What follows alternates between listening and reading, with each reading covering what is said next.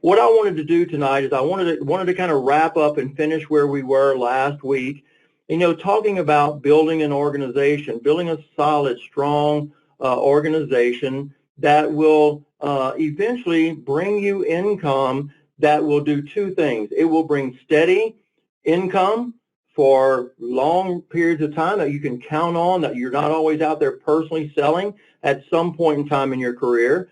But you got to get down the road. You got to get your income up. You need to be making, some good money, saving money, paying your taxes, doing all the things that you need to do before you think about stop selling, okay? But get yourself in that position where maybe 2 or 3 years down the road, you can become a field partner and have people in positions, executive directors and thousands of agents across the country where you have the ability to do that. And not only making a steady income, but seeing that income continue to grow, seeing your production grow, seeing your organizations grow and recruiting and building and those types of things. And it really takes some effort to do those kind of things. And, there are a lot of people out there that are working hard, that are trying. And sometimes, you feel like, man, I'm going through such a slump and I'm going through these hard times. I've been trying to close sales. I've been trying to recruit this person. It's just not falling into place. And, I've been in this industry for almost 40 years. And folks, I promise you, it has not always been easy. There have been times that there have been downturns, in business. It's been hard to recruit someone. You've been after them for a long time. Some of you have heard my story. I'm not going to go through it with you tonight, but I recruited one person in my first year in the business. One. But I recruited tens of thousands of people over the last several years because it just took time, hard work, putting in the activity, putting in the energy, putting in the effort, and then all of a sudden you're just one person away from your team and your business taking off. And you don't know who that's going to be. You never know. It might, you think it's going to be this guy. Man, this guy, he's got the right looks. He's got the right words. He does all the things right. Good-looking guy. Got everything going for him. Successful. And you think, oh, if I can get that person, my business is going to change. And many times, that's not the person. You never know who it's going to be. You don't. And I know that's not necessarily the answer that we're always looking for, but that is the truth. So what do you have to do? You probably heard this. You got to keep peeling the onion back, right? You got to keep finding people. And they'll stick their head up. When you get that person, they're going to say, I have been looking for this all my life. And all of a sudden they take off and they're getting appointments and they're talking to people and they're getting recruits. But maybe you've gone through a slump for the last couple of weeks or the last couple of months or 3 or 4 months, and you're just kind of frustrated. Well, you know what? That's the difference of where it makes of, are you going to keep going or are you just going to quit? Because you never know. See, if you had put out $300,000 or $400,000 or $500,000 on a hardware store or something like that, you would never give up, would you? You might go through a few hard times learning the business, things going up, things down, but you wouldn't quit. You would keep going until that business became successful. And so our business is no different. You're going to go through great times. You're going to go through a few slumps occasionally. There's nothing that says when that's going to happen. You just don't know. But if you keep pushing, you keep trying, you keep working hard, if you've got an upline executive director that's willing to work with you and help you and they really have true leadership. Now look, if they don't have any leadership, maybe they're not the one to help you. You go to someone else above them and see if someone will help you and guide you and say, look, I'm doing these things and it's not working out. So we're going to talk about a few things tonight that you need to look for in building your business and really working with people, because we've talked about this many times. See, we are in the people business. We get confused that we're in the debt elimination business, and we are. And we help people get out of debt, and we help people take control of their money and their finances. And that's a great thing that we do for people. It's an awesome thing we do. But we're in the people business. We're into building relationships. We're into motivating people. We're into training them and helping them and teaching them how to become great salespeople, teaching them how to become great recruiters, teaching them how to build great organizations. It takes work. But sometimes you have people that don't want to work. And it's not a job like you normally go to. This is something that you can control. You're the boss. You control your destiny and what you want it to be. But it does take effort. It takes energy. It takes those types of things to build a successful organization and to work with people. It takes patience a lot of times to work with people and understanding them and what motivates them. And, so you got to kind of be that chameleon and adjust to different people and what they're looking for and what they want and how they're trying to accomplish that. And those things are all important. What we do is we talked about this last week, we have what's called the taproot system. It's a very important key to the 10 blocks of building a successful UFF business. You've got to build depth through width. You go out there, you recruit some people, and then you get them in. Maybe you get 2 or 3 or 4 people in. You're working with them.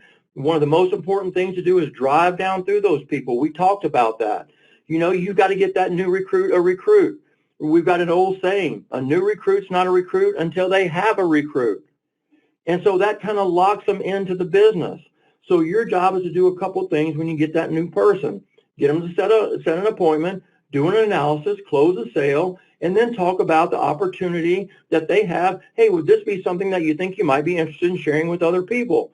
And if they say yes, guess what? You recruited a person through someone else, and you should go down maybe 3 levels, maybe 4 levels deep through that individual. But you're always trying to get one more person on at least once, twice a month, bring someone on new direct to you. And you continue that cycle and you build that taproot system. Then you have overlapping. You can be a leader by building wide and deep. See, to be a master hierarchy, you work with people that both deserve it and need your help at any level in your organization. Not just people that report directly to you, but people on your team. Treat everyone as if he or she report directly to you. Call them, help them develop their business, let them know you have an interest in them and their success. But be careful that you don't overstep either. Don't take away someone else's leadership as they're doing their job. This could cause contention, and then it might cause a separation of the team. If someone, let's say that you're an executive director and you promote a couple, 2 or 3 executive directors and you become a senior executive director. Your job is not only to produce those executive directors out of your branch or base shop, but your job for a while is to help make sure those people continue to be successful. Talk to them, help them. They need something. Hey, look, I'm having this problem or I'm having this problem. I'm not understanding it. Help them with that and help them to get over that hump so they can get through it, because eventually what you want is that individual out there on their own, building their team, working with their people, making sales, and now you're making income and you're on to working with other people on your team until they can become successful. So that's the key part of helping build other executive directors. But if you have a strong, solid executive director that's out there and they know how to teach and train, they know how to work with other people and build relationships, they know how to motivate, and you see their teams growing and their organizations growing, guess what? Don't go step on them and squelch their leadership. Don't go down there and start calling their people and trying to get them to report to you or trying to build a relationship with them that goes around your downline executive director. You're gonna ruin relationships that way. Let a leader, if they are in fact a leader, be the leader. If they know all the things to do to build a successful organization, then let them go. You have to let them go at some point in time. And then they're going to make it and they're going to do their thing. And you know what you do? Once or twice a year or maybe quarterly, you all get together, you have a big meeting when we're able to all do that, or you have a big webinar and you invite those people on the webinar and let them teach and train a lot of people that get on, and that's it. That's what you do. But at some point in time, it's not your job to go down there under someone, another successful leader, and try to get their people. Let them be that person. Let them be that leader. Let them grow, okay? Hopefully that makes sense, because you don't want to ruin relationships. You want to build up relationships. Build those people up. Say, man, that guy's a leader. That Joe, he is an unbelievable leader, does a great job. He teaches and trains and works with his people. Man, you're so fortunate to be with that person. Math works to your advantage. See, this is like a mathematical algorithm. If you understand the power of multiple compound recruiting, you can build a factory of producing agents. Just like Detroit,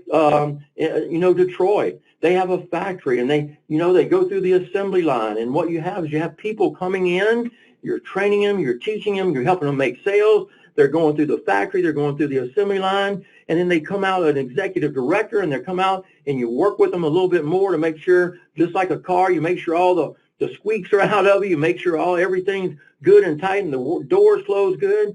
Well, you make sure that person's being successful and everything in the right direction, and then you let them out of the assembly line and let them go and let them build their teams and their organizations. You know, you got to look at the magic of compound recruiting, and some of you may have heard this before, but it is magical, and recruiting is a compounding effect. See, you can either be an addition, and look, addition is a long, drawn-out, hard way to go. If you're just adding one person here, one person there. Now listen, if you're not a recruiter and a builder, then don't listen to me, okay? But if you want to make the big money, you want to make the steady income, if you want your income to grow, you want your teams to grow, you want to have people all over the country, then this may be good information for you, you know? But you can go out there and continue to sell if you want to. There's nothing wrong with that. We love people that go out and make sales. But if you want to make the real income, you want to make the real money, you want to affect other people's lives, see, that's what we as a company want to do, and hopefully that's what you want to do. You want to go affect tens of thousands of people's lives and help them save tens of thousands or hundreds of thousands of dollars in debt and bondage and free them from that. That's our product. That's what we do, but our methods are building and growing and building distribution. Do you want one McDonald's or do you want 1,000 McDonald's? That's the way you look at our business. Now, the magic of compound recruiting, level 1, 2, 3, 4, level 1, 2, 3, 4. Now, let's look at these numbers and how the compounding effect comes into play. You come in, you're excited, but you're really not, I don't want to be a recruiter, so you don't recruit. Okay, well, at level 1, you're not going to produce any executive directors, so you have none at a level 1. You still recruited none at level 2 because level 1s, they're not recruiting and building anyone, so you still have 0. Well, that can go through all 4 levels. If you're not building executive directors, you're not going to build generational overrides, which really build your steady income. That builds your solid, strong income, is building those executive directors. But if you don't, this is how it looks. But what if I have a level 1 and I recruit one person? What's 1 times 1? It's math, folks. It's just math. What's 1 times 1? 1. At level 2, 1 times 1 is 1. 1 times 1 is 1. 1 times 1 is 1. So now you got 1 executive director in 4 levels. But let's look and see the magic of compound recruiting. If you really get in there and you think about the algorithms and the numbers of how they can compound, see, you're not going to have to go out there forever and recruit a lot of people forever. At some point, you'll be able to recruit a person here, a person there, if you built a good, strong, solid organization where you've got 7 to 10 key leaders reporting to you. Now, I didn't say 7 to 10 people. I said 7 to 10 key leaders, producers reporting to you. Folks, you're moving towards financial independence. Because if you go out there and let's say that you recruit 3, and those 3 recruit 3, you now have 9 people on your team, okay? If those go out there and those 9, let's say they recruit 3 at level 2, how many level 2 potential executive directors do you have? You've got 27 level 2s. So now, how many people do you have? You got 36 executive directors on your team. Level 3, you take those 27 level 2s and teach them to go out and build 3 executive directors. You now have 81 at level 3. Do you know that you're now making more money at level 3, even though it's a smaller amount of money being paid at that level than you are at level 1 and level 2? Because it's the volume of business that's now coming in. At level 4, take those 81, teach them how to produce 3 executive directors. I didn't say 7 to 10, but if you do build 7 to 10, you're going to have an army of people. But if those 81 recruit 3, you got 243 people, executive directors at level 4. You still got 2 more levels of generational overrides of executive directors that you can build. Listen, you've got to play with these numbers. These numbers you got to let them sink in your head. You got to write them down. You got to look at them so that they become real to you. Otherwise, they don't become real. They're just numbers out there in space, and they don't mean anything. But if you calculate and you look at your team and your organization, and if every time you're talking to one of your executive directors, you say, listen, what do we want to do? What's the key to you doing? And they should say, building executive directors. Okay, fantastic. How many do you need to get? I need to get 3. So if you're talking to that first level executive director, you keep telling them 3, 3, 3. You got to get 3 executive directors. And then you need to teach those 3 to get 3. And boom, you got 9, 27, 243. Is that going to happen overnight? No, it's not. It's not going to happen overnight. What if it takes 2 years? What if it takes 3 years? Do you know how much volume, even if they're doing average sales, if they're doing 30,000, 40,000 a month in their branch or base shop, if they're averaging 30 to 40,000 on all of those, do you know what kind of volume you're doing? Do you know what kind of income you're making if you're doing $1 million a month in volume in your whole team, 1st through 6th? See, that should be your long-term, long-range goal. We're going to, and paint that picture and that vision to your people. Look, our goal as a team, we've got to hit $1 million a month in production. Now, that's our long-term goal. It's not going to happen in 3 months or 4 months, but our long-term goal is to hit that $1 million a month. Now, let's do this. Let's hit 100,000 in our branch. Let's hit 250,000 on our team. Let's hit $500,000 on our team. And you go and you go along and you set goals for you and your team, and you strive for those goals. See, this is what your team can look like. It's you, month 1, here's how it could go. Now, some people don't want to work this hard. That's okay. It's not for everybody to work hard. We love people that make 1 sale a month. If you make a sale every 2 months, we're glad to have you. If that's what you want to do, we're going to support you. But those people who are out there and they're serious and they're building a team and they're paying the price and they're really doing something special. They're going to work and, they're going to work at 7 o'clock in the morning. They get off at 3 or 4 o'clock in the afternoon. They go home. They get on the phone. They start talking to people. They're doing an analysis. They're doing a new recruit agent training. And they're working until 9 and 10 o'clock at night, and they're really working hard. You know what? Those people is going to pay off for them. Or are you going to go through some slumps? Yes, you are. But you just keep pushing and working hard, and good things are going to happen. The key is activity. That's the key. And sometimes you're going to think, man, I don't know if I'm going to ever get to recruit another person. You are. As long as you keep activity, activity is the key to your success. Just keep talking to people, keep engaging with people, keep working with other people, and great things will happen for you. Month number 2, you take those 3 people and you work through them. Is it going to be the first 3 people you recruit? No. But you take 3 people, you work through them and get them 3. And you teach that to them. You show them that vision. Okay, listen, Joe, we've got to get you 3 people as fast as we can on your team.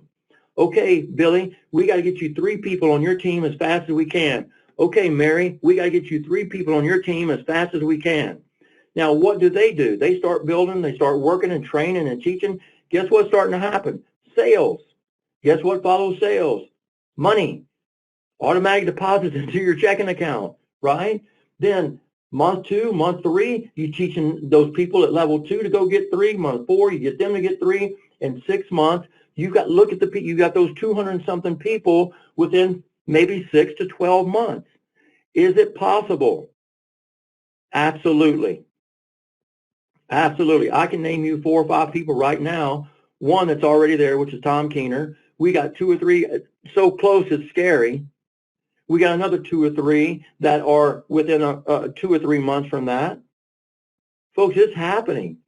And if it's happening to them, can it happen to you? Yes, it can. So See the vision, understand what you have to do and what your job is, and your job initially is addition, but then eventually it's going to turn into multiplication. Number 8, great training. You got to provide great training. A new recruit doesn't know what to say or do. You can't say, hey, Joe, congratulations. We're glad to have you in the business, man. We're so excited about you and everything. Look, when you get somebody we can talk to and do an analysis, you call me and you let me know. And no, that person, their chance for success is so slim.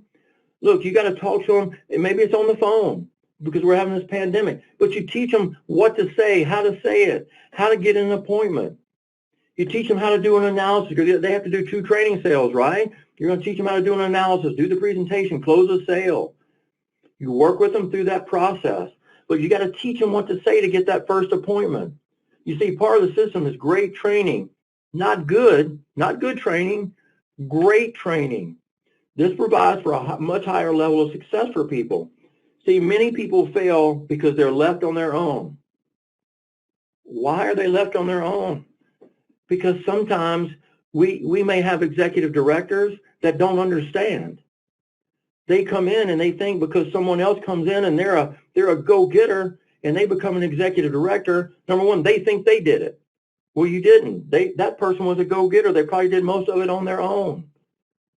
So all of a sudden that person becomes an executive director and they're going to look at you and say, well, man, I'll tell you what, my upline executive director, they busted it. They helped me. They guided me. They told me what to say. They work with me all the time. They help me. Or they can turn around and say, man, my upline didn't help me do anything.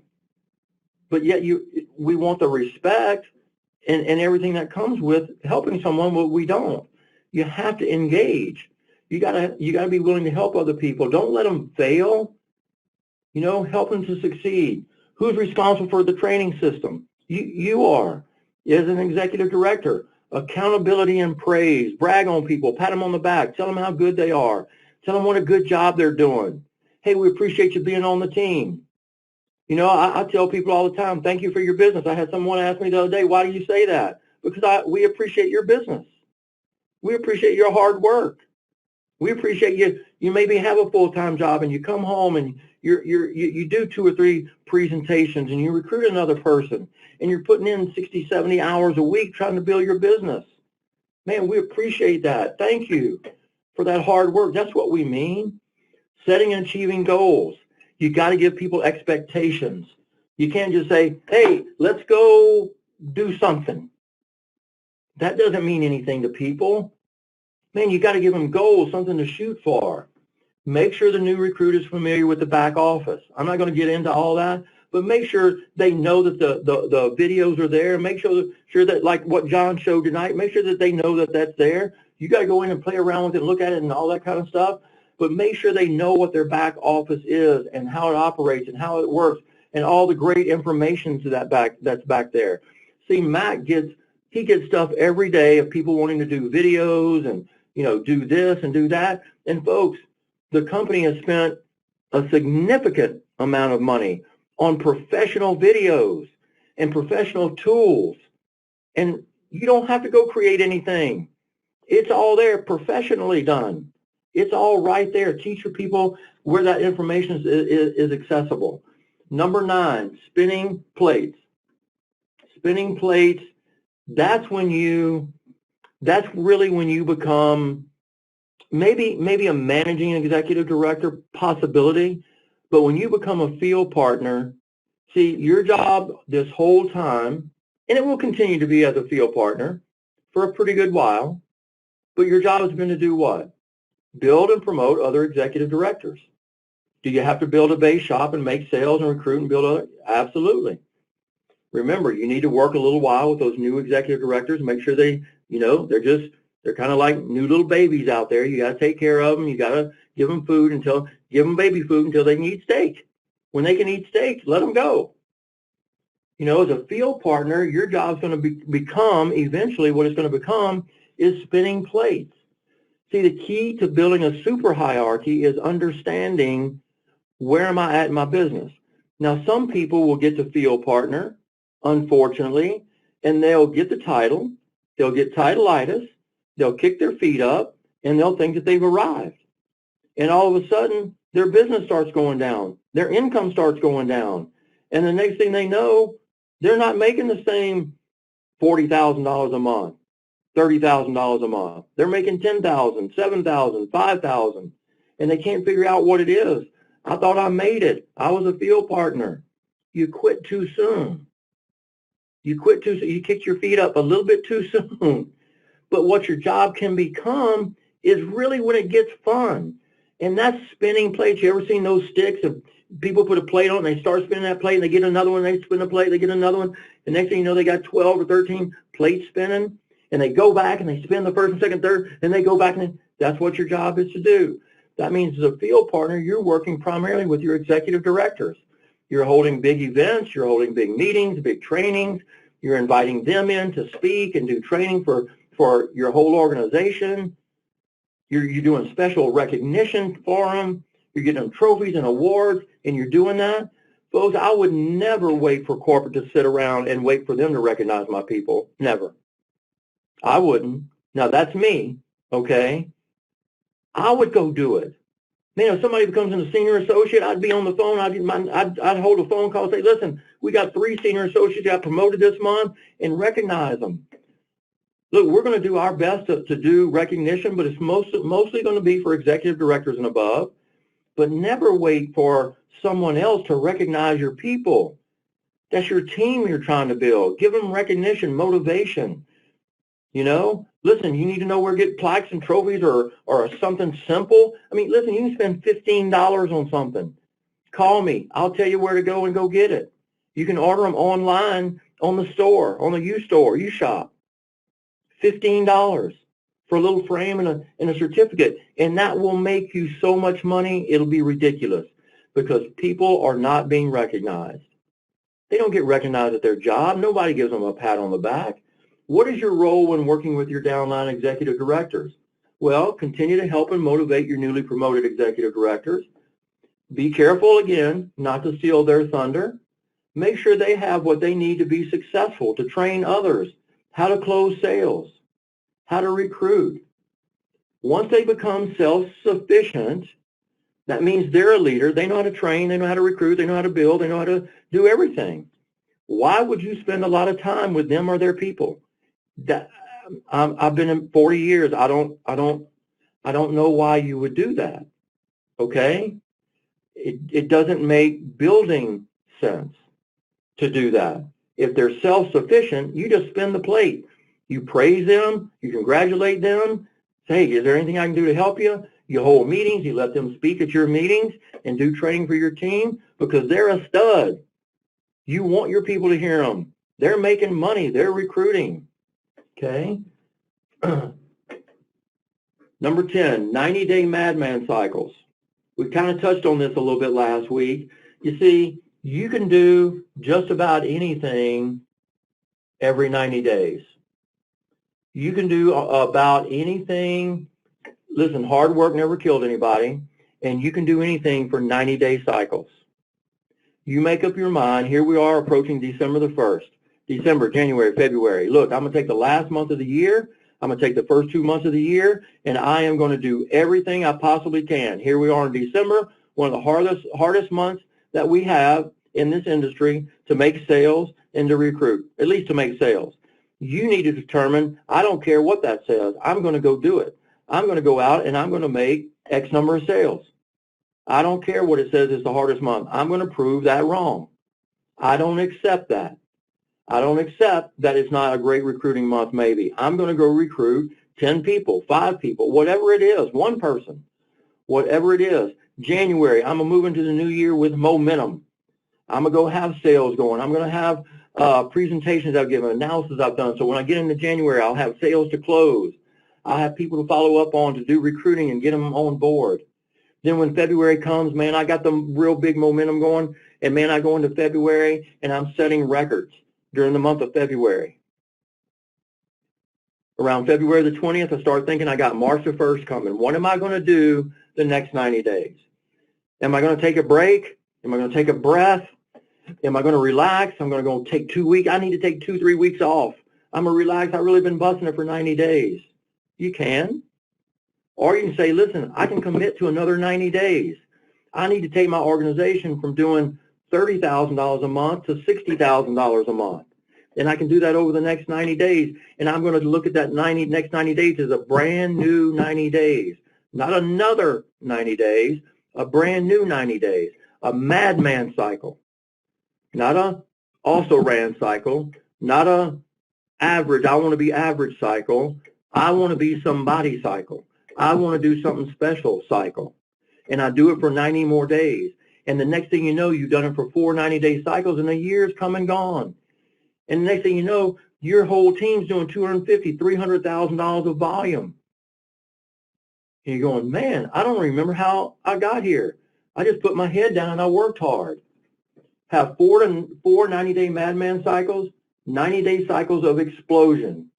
These cycles should be concurrent, not 90-day cycle here, skip 2-3 months, another 90. They need to be concurrent. Have goals set for your personal business, your personal recruiting, for your branch or base shop.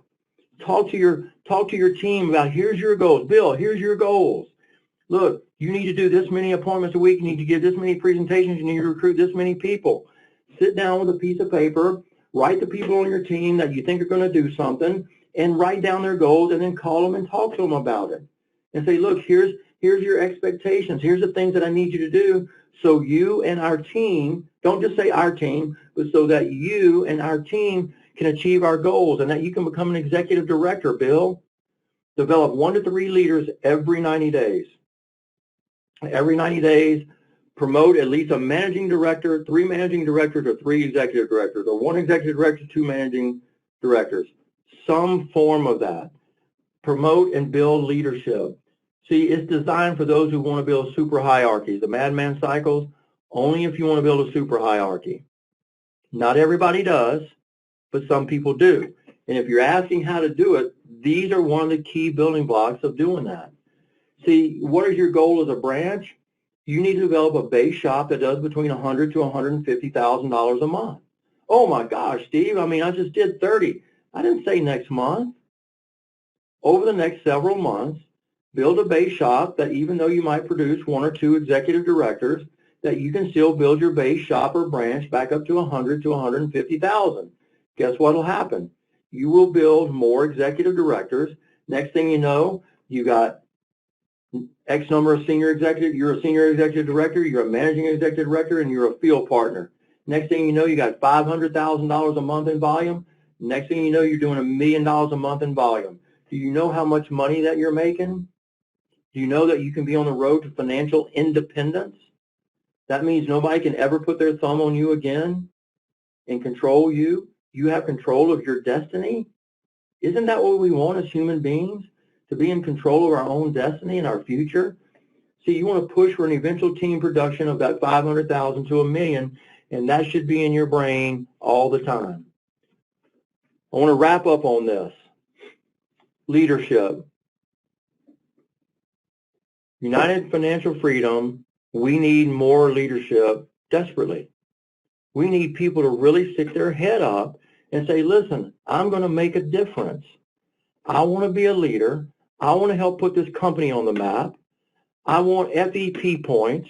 I want to be able to build something significant where maybe in the next 5, 6, 7 years, I can build something. And if the company does position themselves right and they get some investors and I can participate in that, maybe I can really have real money one day. And so I want to be that leader. You see, leadership is about mapping out where you need to go. What is that? Goals. Where you need to go to do what? To win as a team or as an organization. And it is a dynamic, exciting, and inspiring. Yet, while leaders set the direction, they must also use management skills to guide their people to the right destination in a smooth and efficient way. Now, I want to ask you a question. Does that sound like something I may have written? I didn't. This is not UFinancial Freedom. It is, but we didn't write this. This is out of the dictionary.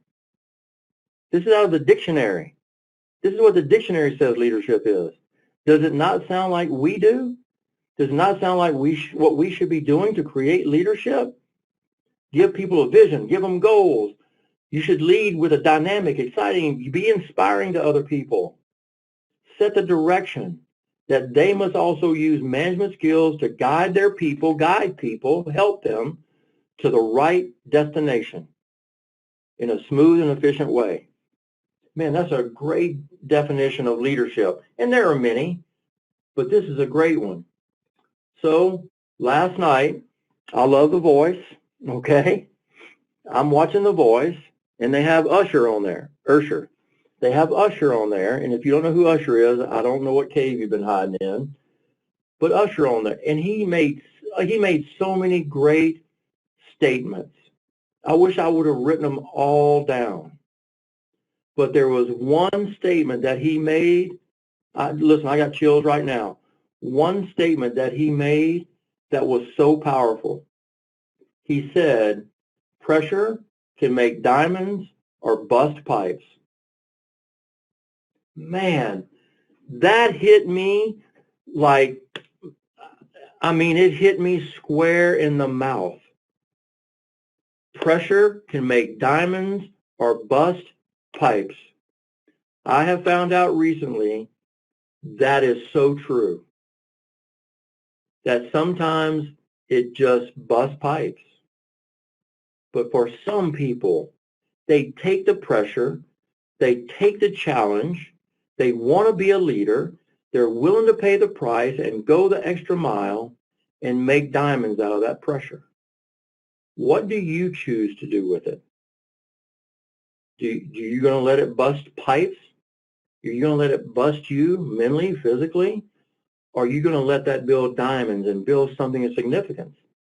Anyway, hope this helped you to understand a little bit about building a dynamic, powerful team, about the magic of compound recruiting and the importance of you building. And look, we appreciate your business. We appreciate all your hard work and your efforts that you do. We wish you great success. We wish you a great holiday season. Hope that your family's well, that Thanksgiving is a wonderful day for you and your family. We know that many people are not going to be together with their families because of the pandemic. We hope and pray that your families will, if they are sick, that they get over it and they get well. And through this holiday season, that we're thankful for the many blessings and things that we receive on a daily basis. So thank you, everybody, for being on the call tonight. Best to you. We'll see you soon. Good night, everyone.